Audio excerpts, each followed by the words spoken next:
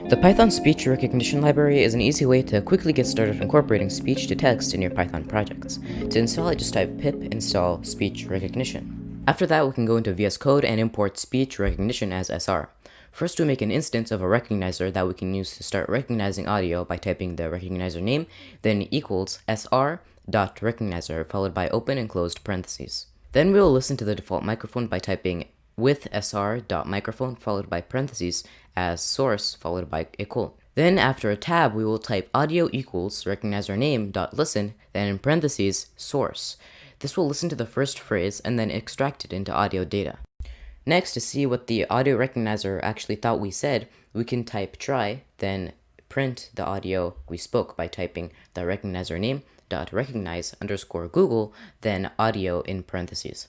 Then if there's an exception, we will print out some text. Now if we run the file and say something like and subscribe, we can see that the program works just fine. To make the listening more accurate, we can type the recognizer's name dot adjust for ambient noise, then in parentheses source. This will adjust how sensitively it will listen to the microphone based on the background noise. Our program works fine now. To make the program more useful, we can make a speech-to-text typer with PyInput. After downloading PyInput using pip, we can implement it by importing the key and key controller modules from pyinput.keyboard. Then we can make keyboard the controller.